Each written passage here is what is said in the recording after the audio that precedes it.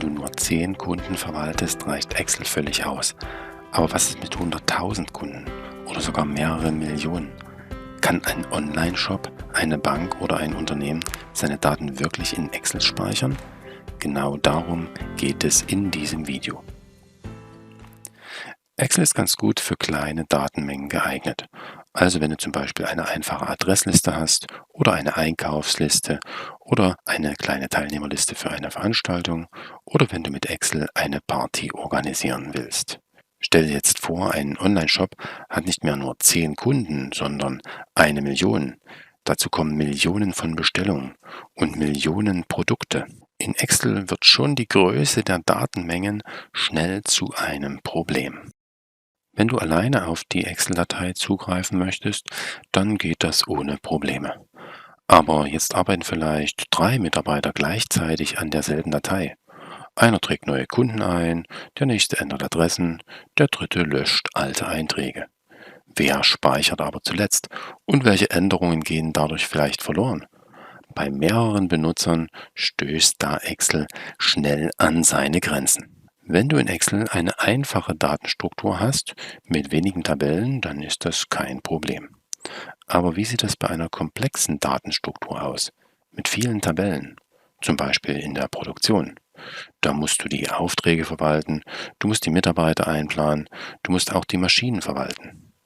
Damit wird die Datenstruktur extrem komplex für Excel und du hast einen hohen Aufwand für die Datenpflege bei genau dieser komplexen Datenstruktur.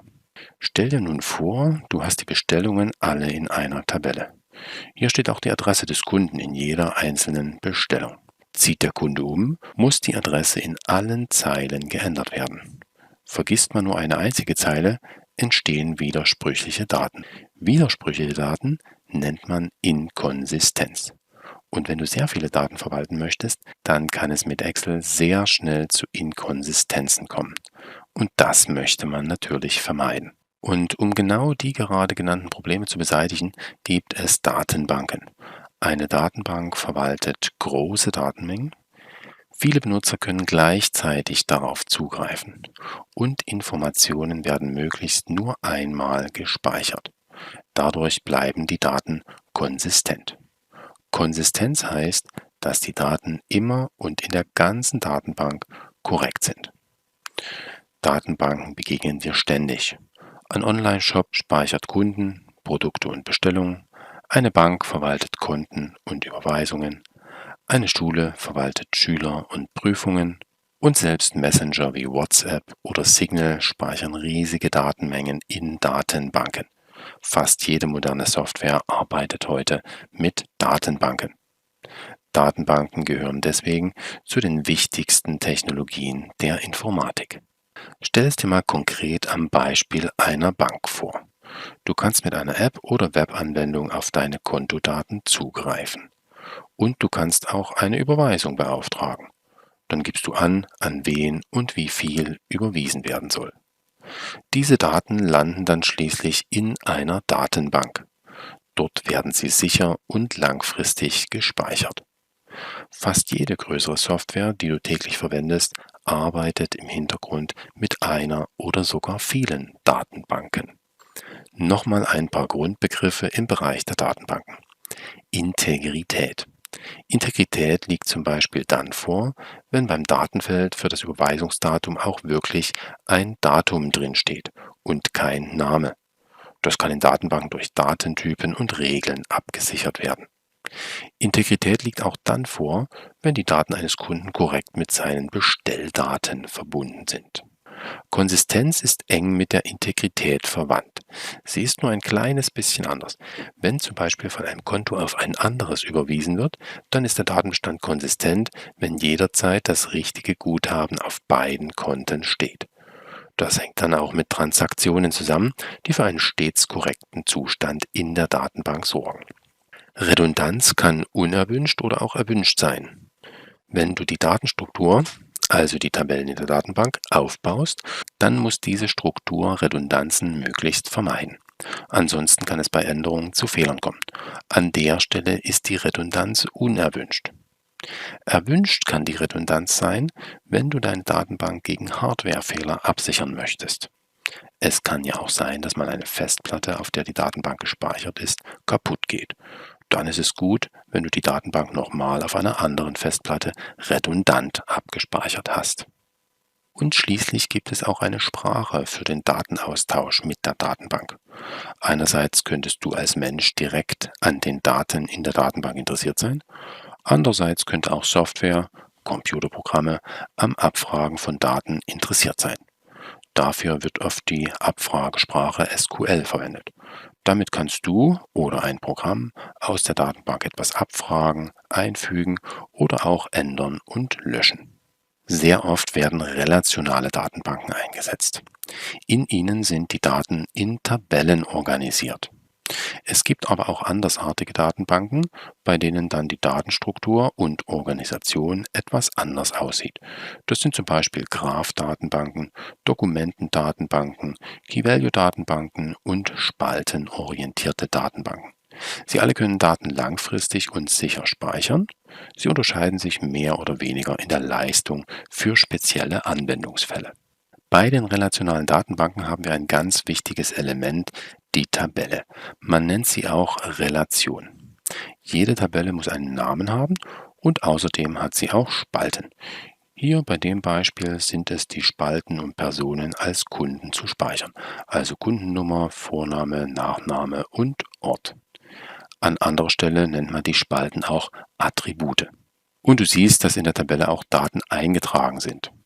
Hier sind es verschiedene Personen. Und die Daten, die zu einer Person gehören, bilden dann einen sogenannten Datensatz, eine Zeile in der Tabelle. Ein Datensatz wird auch als Tupel bezeichnet. Dir ist vielleicht aufgefallen, dass die Spaltenbezeichnung bei der Kundennummer KDNR unterstrichen ist. Das hat auch einen besonderen Hintergrund. Es ist nämlich die Spalte für den Primärschlüssel. Der Primärschlüssel identifiziert jeden Datensatz eindeutig. Das heißt, dass jeder Wert in der Spalte Kundennummer nur einmal vorhanden sein darf.